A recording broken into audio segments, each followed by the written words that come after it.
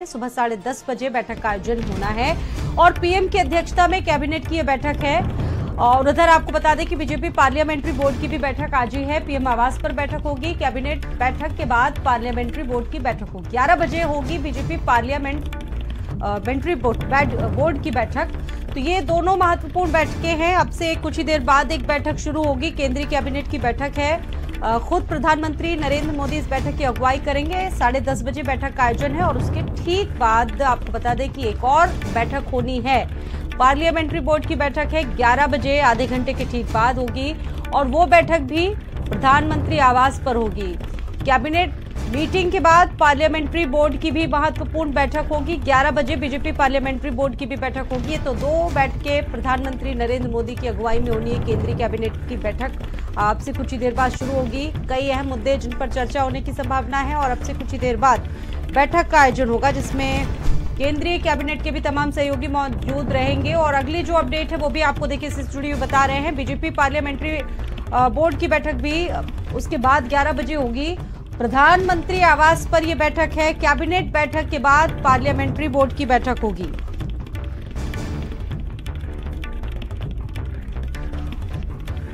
ये बैठक अपने आप में काफी इंपॉर्टेंट बताई जा रही है, क्योंकि प्रधानमंत्री नरेंद्र मोदी इस बैठक को लेंगे और साथ ही साथ आज ही दिल्ली में मुख्यमंत्री भी चुना जाएगा। तो बहुत सारी ऐसी चीजें हैं जो आज के दिन बड़ी महत्वपूर्ण मानी जा रही है। कैबिनेट बैठक के बाद पार्लियामेंट्री बोर्ड की बैठक भी आज प्रधानमंत्री नरेंद्र मोदी की अगुवाई में होनी है। इस बैठक का जो समय है वो 11 बजे के लिए रखा गया है। हालांकि अब से कुछ ही देर बाद बैठक शुरू हो जाएगी और ये जो बैठक है पार्लियामेंट्री बोर्ड की बैठक वो 11 बजे होगी। स्वाति पाठक जुड़ गई हैं इस खबर पर मेरे साथ, और ज्यादा उनसे बातचीत करेंगे। स्वाति, ये चूंकि दो बैठकें हैं, आज बड़ी बैठक है, एक प्रधानमंत्री अब से कुछ ही देर बाद देने जा रहे हैं, केंद्रीय कैबिनेट की बैठक है और उसके बाद ठीक 11 बजे पार्लियामेंट्री बोर्ड की बैठक है।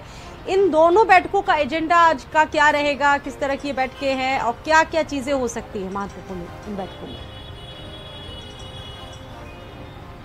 देखिए, महत्वपूर्ण बैठक है जो अब से थोड़ी देर बाद ही प्रधानमंत्री आवास पर शुरू होगी। सबसे पहले मोदी कैबिनेट की बैठक होगी। सुबह 10:30 बजे का वक्त है, यानी आधे घंटे के बाद मोदी कैबिनेट की बैठक शुरू होगी और प्रधानमंत्री नरेंद्र मोदी के आवास पर यह बैठक होगी। पीएम नरेंद्र मोदी की अध्यक्षता में केंद्रीय कैबिनेट की बैठक होगी। और केंद्रीय कैबिनेट की बैठक की बात करें तो हर बुधवार को अमूमन जो है ये केंद्रीय कैबिनेट की बैठक होती है, जिसमें कई महत्वपूर्ण जो मुद्दे हैं उसको लेकर चर्चा होती है और कई योजनाएं हैं जिसको लेकर केंद्रीय कैबिनेट की बैठक में चर्चा होती है और केंद्रीय कैबिनेट की बैठक में मुहर लगती है। उसके बाद जब ब्रीफिंग होती है तब जो है ब्रीफिंग के दौरान बताया जाता है कि किन किन मुद्दों पर आज केंद्रीय कैबिनेट की बैठक में चर्चा हुई है। तो जब सुबह 10:30 बजे मोदी कैबिनेट की बैठक होगी, उसके बाद ब्रीफिंग की जाएगी। ब्रीफिंग में सामने आएगा कि किन किन मुद्दों को लेकर केंद्रीय कैबिनेट की बैठक में चर्चा हुई है। उसके बाद एक और महत्वपूर्ण बैठक बताया जा रहा है कि जैसे ही केंद्रीय कैबिनेट की बैठक खत्म होगी उसके तुरंत बाद पार्लियामेंट्री बोर्ड की बैठक शुरू होगी और कई महत्वपूर्ण मुद्दे हैं जिसको लेकर चर्चा होने जा रही है पार्लियामेंट्री बोर्ड की बैठक में भी। अच्छा, बहुत सारे मुद्दे हैं पिछले कुछ दिनों से, चाहे वो स्वाति देखा जाए दिल्ली में मुख्यमंत्री कौन होगा और इसके साथ साथ बहुत सारी चीजें हैं जिनको लेकर लगातार मंथन हो रहा है। और एक तरफ आप भी देख रहे होंगे कि आज शाम को बीजेपी की एक बड़ी बैठक होनी, विधायक दल का नेता भी चुना जाना है। तो क्या ये सारी चीजें भी इसमें हो सकती है, इसको लेकर चर्चा भी?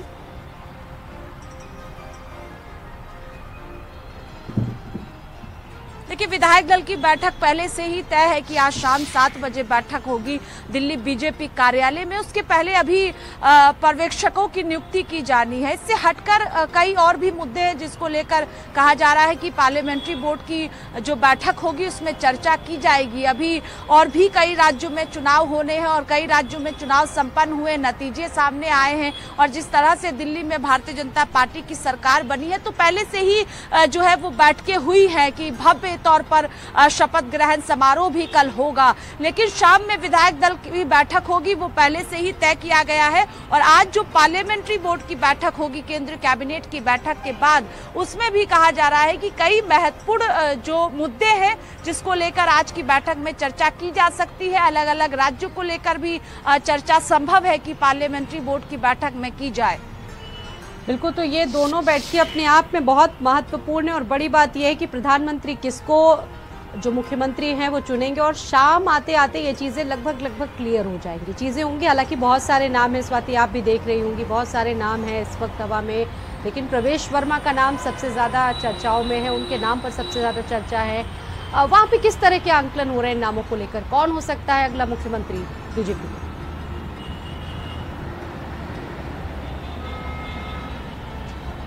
देखिए, इस वक्त कई नाम चल रहे हैं क्योंकि जातीय समीकरण पर भी फोकस भारतीय जनता पार्टी का होगा और जिस तरह से जिस जाति का वोट सबसे ज्यादा दिल्ली में बीजेपी को मिला है उस पर भी मंथन किया गया है और आगामी राज्यों पर भी फोकस होगा क्योंकि बिहार में भी चुनाव होना है, उसके बाद और भी कई राज्यों में विधानसभा के चुनाव होने हैं, तो सभी पहलुओं पर जो है वो चर्चा बैठक में की गई है। अभी कहा जाए क्योंकि शाम में विधायक दल की बैठक होगी, उसी में विधायक दल का नेता चुना जाएगा, उससे पहले पर्यवेक्षकों की नियुक्ति की जाएगी और वही पर्यवेक्षक विधायक दल की बैठक में पर्ची लेकर जाएंगे। जिस पर्ची में जिसका नाम होगा वही दिल्ली का मुख्यमंत्री बनेगा। नाम इस वक्त कई दिल्ली में चल रहे हैं, रेखा गुप्ता का भी नाम चल रहा है, इसके अलावा प्रवेश वर्मा का भी नाम अभी भी है क्योंकि अरविंद केजरीवाल को उन्होंने नई दिल्ली सीट पर चुनाव हराया है। विजेंद्र गुप्ता का भी नाम है, कई ऐसे नाम है, लेकिन भारतीय जनता पार्टी जानी जाती है अलग चौंकाने वाला नामों का ऐलान कर दिया जा। जुड़ी रहेंगी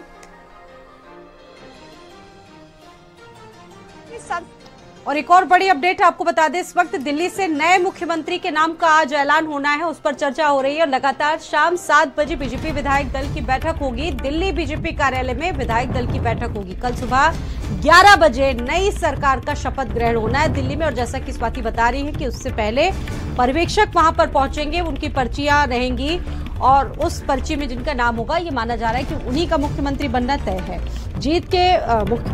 जीत के बाद जिस तरीके से बीजेपी में एक नई तस्वीर निकल कर आई है दिल्ली में और ये माना जा रहा है कि बहुत सारे ऐसे नाम हैं जिन पर चर्चा संभव है। फिलहाल वो नाम जो है जिन पर सबसे ज्यादा चर्चा हो रही है, प्रवेश वर्मा, दिल्ली के पूर्व मुख्यमंत्री साहिब सिंह वर्मा के बेटे हैं प्रवेश वर्मा और इन्होंने अरविंद केजरीवाल को नई दिल्ली सीट से हराया है और 2013 से महरौली में विधायक रहे, 2014 से लेकर 2019 तक ये सांसद भी रहे हैं और सबसे पहला नाम जो है वो इनका ही आ रहा है। गृह मंत्री अमित शाह के सबसे खास, सबसे करीबी बताए जाते हैं। नई दिल्ली सीट से दिल्ली के पूर्व मुख्यमंत्री अरविंद केजरीवाल को इन्होंने हराया है और इसके साथ साथ मनिंदर सिंह सिरसा का नाम भी सबसे ज्यादा है। दिल्ली में सिख गुरुद्वारा प्रबंधन कमेटी के पूर्व अध्यक्ष ये रह चुके हैं और आपको बता दें कि अकाली दल से भी इनकी जो नजदीकियां हैं वो काफी ज्यादा मानी जाती है। राजौरी गार्डन से 2 बार ये विधायक रह चुके हैं। इनके चेहरे से बीजेपी को पंजाब में भी काफी अच्छा फायदा मिल सकता है। और इसके साथ साथ विजेंद्र गुप्ता रोहड़ी सीट से लगातार 3 बार के विधायक, वैश्य समुदाय में इनकी काफी अच्छी पकड़ मानी जाती है, ये भी मुख्यमंत्री की रेस में आगे नजर आ रहे हैं। बीजेपी की राष्ट्रीय कार्यकारिणी के सदस्य भी हैं, संगठन पर भी इनकी ठीक ठाक पकड़ है। 1997 में दिल्ली नगर निगम में पार्षद बने थे। और स्वाति मेरे साथ मौजूद है इस खबर पर। स्वाति, रेस में तो बहुत सारे नाम है लेकिन देखा जाता है कि जब जब इस तरह की चीजें होती है बीजेपी जीतती है और नाम, हम लोग भले ही कितने सारे नामों पर चर्चा करें लेकिन नाम सबसे हटकर होता है बीजेपी का। आपको लगता है कि ये जो नाम हम लोग यहाँ पर गिना रहे ये होंगे या कोई अलग चेहरा ही होगा मुख्यमंत्री का? देखिए, इससे हटकर भी कोई नाम सामने आ सकता है कि जो दिल्ली का मुख्यमंत्री बने और अभी भी जो भी विधायक चुनाव जीत कर आए हैं उन्हें उम्मीद है कि उनका नाम पर्ची में होगा क्योंकि जो पर्यवेक्षक नियुक्त किए जाएंगे वो पर्ची लेकर जाएंगे और उसी पर्ची में विधायक दल के नेता का नाम होगा, यानी जो दिल्ली का मुख्यमंत्री बनेगा उसका नाम होगा। और अभी जो जीते हुए सभी विधायक हैं, जो जीते हुए जो सभी नवनिर्वाचित विधायक हैं, उनको उम्मीदें हैं कि उनका नाम उसमें हो सकता है। इसके अलावा कौन कौन मंत्री पद का शपथ लेगा तो उम्मीदें अभी सभी नवनिर्वाचित विधायकों में है। लेकिन अगर हम नामों की बात करें तो पंजाब पर भी फोकस होगा, क्योंकि विधानसभा का चुनाव होना है, तो मजिंदर सिंह सिरसा का नाम भी लगातार चल रहा है। इसके अलावा अगर हम बात करें तो कहा जा रहा है कि एससी भी कोई चेहरा हो सकता है, या फिर महिला को लेकर भी लगातार चर्चाएं हो रही है, क्योंकि शीला दीक्षित लंबे समय तक दिल्ली की मुख्यमंत्री रही, महिला शीला दीक्षित रही है, तो कहा जा रहा है कि किसी महिला को भी मुख्यमंत्री बनाया जा सकता है। तो अभी ये कहा जा सकता है कि सस्पेंस लगातार बरकरार है कि क्या जो नाम चल रहे हैं उन्हीं में से कोई दिल्ली का मुख्यमंत्री होने जा रहा है, या जो भारतीय जनता पार्टी जानी जाती है कि एक नया नाम चौंकाने वाला सामने आता है, दिल्ली में भी वही फॉर्मूला होगा। तो ये देखना महत्वपूर्ण होगा कि कौन दिल्ली का मुख्यमंत्री बनने जा रहा है। लेकिन आज शाम जब विधायक दल की बैठक होगी उसमें तय हो जाएगा कि दिल्ली का मुख्यमंत्री कौन होगा। बिल्कुल, फिलहाल अभी भी सस्पेंस बरकरार है और ये सस्पेंस शाम तक टूटता हुआ नजर आएगा। फिलहाल लोगों को इस सस्पेंस के साथ ही जीना पड़ेगा।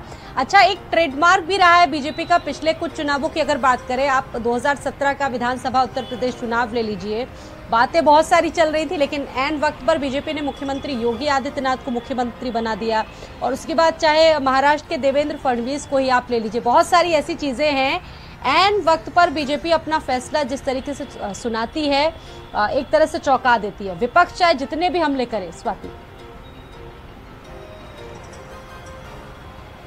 जी बिल्कुल, अभी आप मध्य प्रदेश को ले लीजिए, अभी आप छत्तीसगढ़ को ले लीजिए, राजस्थान को ले लीजिए, ये तमाम राज्य है जहां पर चौंकाने वाला नाम सामने आया था और कई नाम चल रहे थे। उसमें इन चेहरों का नाम भी नहीं था जो आज मुख्यमंत्री है। राजस्थान की या मध्य प्रदेश की बात करें या छत्तीसगढ़ की बात करें, और यही वजह है कि जो भी जीते हुए नवनिर्वाचित विधायक है उन्हें उम्मीद है कि पर्ची में उनका नाम हो सकता है, क्योंकि कई विधायकों से फोन पर बातचीत भी हुई है तो वो भी लगातार कह रहे हैं कि कुछ भी संभव है भारतीय जनता पार्टी में और किसी का भी नाम हो सकता है। तो 4-5 नाम जरूर इस वक्त जो है वो सुर्खियों में है, चाहे रेखा गुप्ता की बात हो, मजिंदर सिंह सिरसा की बात हो, आशीष सूद की बात हो। बिल्कुल, आप नजर बना के रखिएगा, आगे भी स्वाति आपसे अपडेट लेते रहेंगे। फिलहाल बढ़ते अगली खबर की तरफ। उत्तर प्रदेश विधानसभा के बजट सत्र का दूसरा दिन है।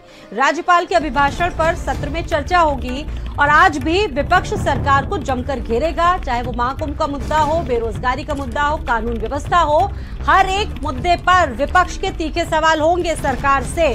और आज जैसा कि राज्यपाल के अभिभाषण पर चर्चा होगी, बहुत सारी ऐसी चीजें हैं जिसको लेकर ये माना जा रहा है कि ये जो दूसरा दिन है बड़ा इंपॉर्टेंट है। महाकुंभ का मुद्दा हो, क्राउड मैनेजमेंट पर सवाल हो, बेरोजगारी पर सवाल हो, हर एक मुद्दे पर विपक्ष का कहा जा सकता है विपक्ष की जो पैनी रणनीति है वो बन रही है। और आज भी सदन ये जो है दूसरा दिन, ये काफी ज्यादा हंगामेदार रहने की संभावना है। योगी सरकार 2.0 का तुष्टीकरण की राजनीति करेगा, उसको जवाब भारतीय जनता पार्टी भी देगी और देश की जनता भी देगी। भाषा को लेकर के जिस तरह से लगातार ये विवाद चल रहा है, मैं इतना ही कहूंगा, श्री अखिलेश यादव जी अपने समाजवादी पार्टी के लोगों को समझावें, भारतीय जनता पार्टी को ज्ञान न दें।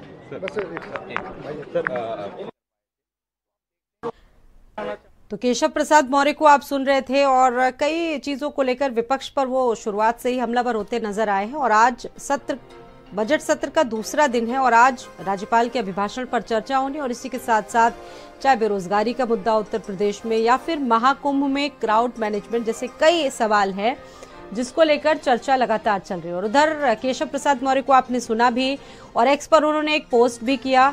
एक्स पर पोस्ट करते हुए उन्होंने अखिलेश यादव और ममता बनर्जी को जमकर निशाना साधा और कहा है कि सिर्फ माफिया, मुहर्रम, मौलाना और मुस्लिम तुष्टीकरण इन्हें पसंद है, इसलिए उन्हें भारतीय संस्कृति के विराट स्वरूप महाकुंभ से चिढ़ हो रही है।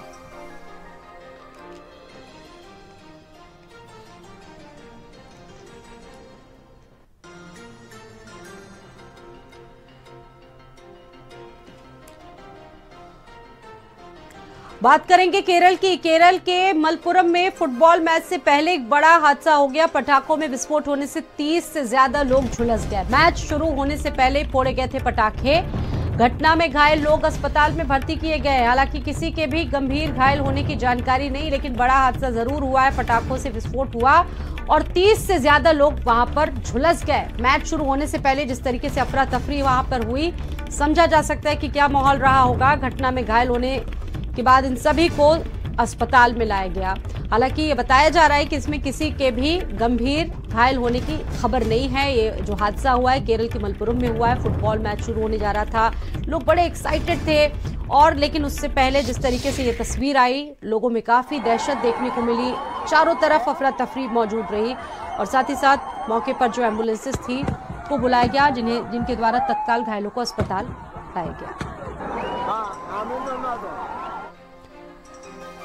बढ़ते आगे, दिल्ली में नए मुख्य चुनाव आयुक्त ने अपना कार्यभार संभाल लिया। ज्ञानेश कुमार ने कार्यभार संभाला है। ज्ञानेश कुमार का कार्यकाल 26 जनवरी 2029 तक का है।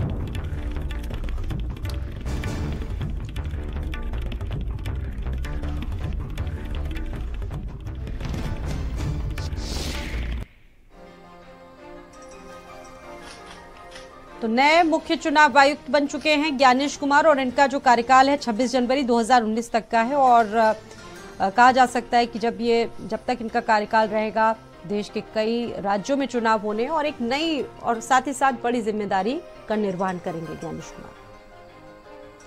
हमीरपुर में तेज रफ्तार ट्रक अनियंत्रित होकर पलट गई। ट्रक पलटने से ट्रक में उठने लगी तेज चिंगारियां। देखते ही देखते पूरा ट्रक आग के गोले में तब्दील हो गया। फायर ब्रिगेड की टीम ने आग पर काबू पाया। ट्रक में आग लगने के बाद भीषण जाम लगा रहा। स्टेट हाईवे पर कई किलोमीटर तक लंबा जाम लगा रहा। हमीरपुर के ललपुरा थाना क्षेत्र का ये मामला है। ट्रक में आग लगी और भीषण जाम लग गया। अगली खबर आपको बता रहे हैं बरेली से। अवैध स्पा सेंटर संचालक महिला पर केस दर्ज हुआ है। पुलिस ने केस दर्ज करके 5 लोगों को पकड़ लिया। स्पा सेंटर में देह व्यापार का धंधा चल रहा था। नौकरी का झांसा देकर युवती को कैद किया गया था। युवती के चिल्लाने पर लोगों ने पुलिस बुला ली। पुलिस के छापे में 3 महिलाओं समेत 5 लोग गिरफ्तार हुए। स्पा संचालक मोनू चौधरी मौके से फरार है। प्रेमनगर के डीडीपुरम में चल रहा था बुद्धा स्पा, जहां से जुड़ा ये मामला है। अवैध रूप से पूरा जो सेंटर चल रहा था, सेंटर संचालक पर केस दर्ज हुआ है। बरेली से ये खबर है।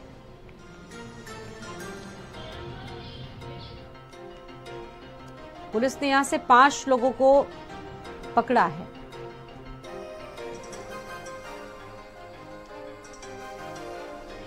उधर बरेली में हत्यारोपी को कोर्ट से उम्र कैद की सजा सुनाई गई है। घर से बुलाकर ले गया था आरोपी। हत्या के बाद गिरवी रख दी थी मृतक की बाइक। 6 दिसंबर 2022 को हत्याकांड हुआ था। कोर्ट ने आरोपी पर 30,500 का जुर्माना लगाया। नवाबगंज की कुंडरा कोठी का ये मामला है। घर से बुला ले गया था आरोपी। हत्या के बाद उसकी बाइक को भी गिरवी रख दिया गया था। 6 दिसंबर 2022 को हत्याकांड किया गया था ये। कोर्ट ने आरोपी को 30,500 का जुर्माना लगाया।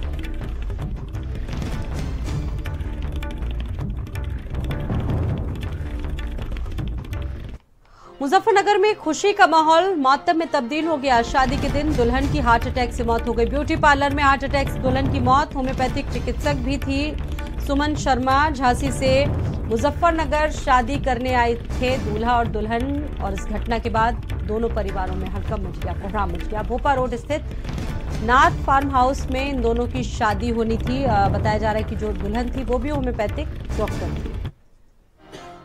आगे बढ़ते हैं। लखनऊ में एयरपोर्ट पर चेकिंग में जिंदा कारतूस बरामद हुआ है। स्क्रीनिंग जांच के दौरान कारतूस मिला। यात्री संजय बच्चन कलवार के पास से बरामद हुआ है कारतूस, लेकिन अभी तक यात्री जो है वो कोई भी संबंधित दस्तावेज या कागजात इससे जुड़े हुए नहीं दिखा सका है। सिक्योरिटी गार्ड ने यात्री को सीआईएसएफ के हवाले किया है। सीआईएसएफ ने जांच के बाद स्थानीय पुलिस को व्यक्ति के हवाले कर दिया है।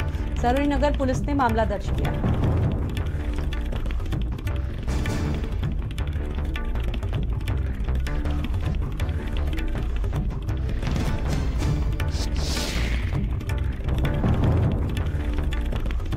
सरोजनी नगर पुलिस ने मामले को दर्ज कर लिया है। पुलिस पूरे मामले की तफ्तीश कर रही है। और आपको बता दें कि एयरपोर्ट पर चेकिंग में जिंदा कारतूस बरामद हुआ है। लखनऊ में स्क्रीनिंग जांच के दौरान ये कारतूस बरामद हुआ है। खबर है लखनऊ से चारबाग से पकड़ी गई है फर्जी टीटी ड्रेस। आईडी कार्ड लगाकर चेकिंग की जा रही थी। महिला प्रतीक्षालय में टिकट चेक कर रहे थे और शिकायत पर जीआरपी ने हिरासत में लिया है। जीआरपी ने केस दर्ज करके उसे जेल भेजा है। लखनऊ चारबाग रेलवे स्टेशन का ये मामला बताया जा रहा है।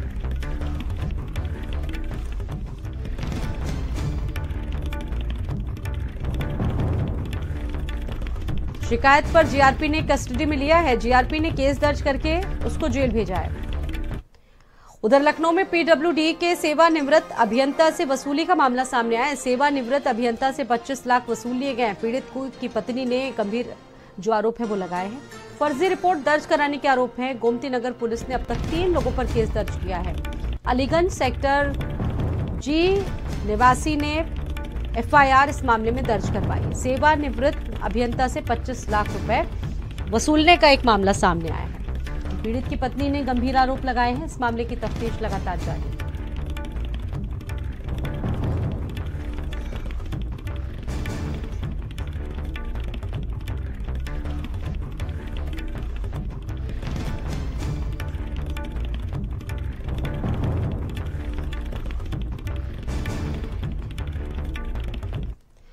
खबर ललितपुर से है। ललितपुर और दिल्ली पुलिस में ठनी है। दिल्ली पुलिस ने 2 सिपाही समेत 3 लोगों को गिरफ्तार किया। बिना सूचना पुलिसकर्मियों को ले जा रही थी दिल्ली। ललितपुर पुलिस ने दिल्ली के पुलिसकर्मियों को बैठाया। इंस्पेक्टर सहित पुलिसकर्मी 8 घंटे कोतवाली में बैठे रहे।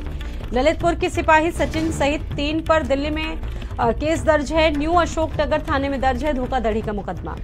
दिल्ली पुलिस के अफसरों से बातचीत करके देर रात छोड़ा। एसपी ने नटवर लाल सिपाही सचिन को सस्पेंड किया है। बताया जा रहा है कि बिना सूचना दिल्ली पुलिस ने ललितपुर में छापा मारा था। 8 घंटे तक बैठाए रखा गया पुलिस वालों को।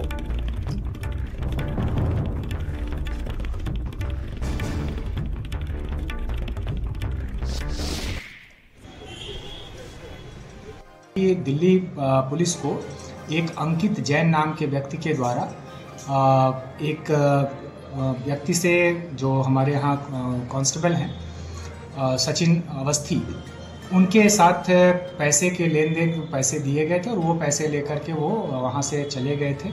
इस तरह का आरोप अंकित कराया गया था और उसी आरोप पर वहाँ पर तहरीर के आधार पर एफआईआर पंजीकृत किया गया था, जिसमें वो लोग यहाँ पूछताछ के लिए आए हुए थे।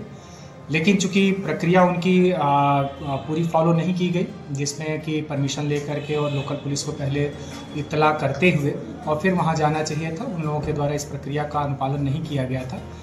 अभी पता चला कि वास्तव में जो अंकित जैन हैं, उनकी कोई बोली या सगी बहन है सीमा जैन, उनके द्वारा एक कंपनी स्थापित की गई है, जो इसमें जो सचिन अवस्थी हैं उनके भाई पार्टनर हैं और उनमें पैसे के लेन देन को लेकर के इन लोगों के मध्य विवाद था और इसी विवाद के चलते उनके द्वारा अभियोग पंजीकृत कराया गया है।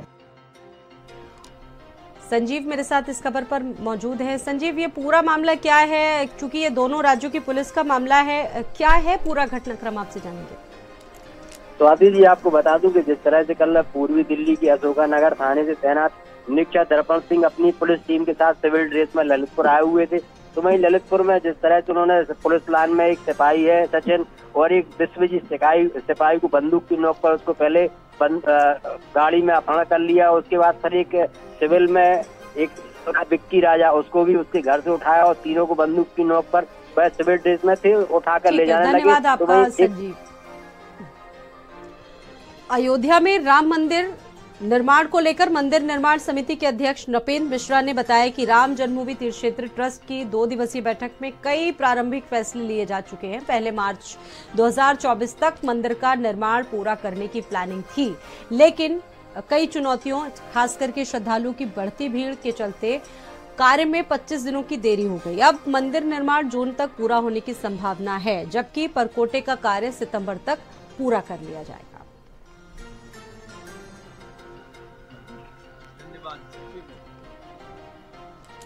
एक छोटा सा ब्रेक लेंगे, लौटेंगे जल्द कुछ और खबरों के साथ। बने रहिए।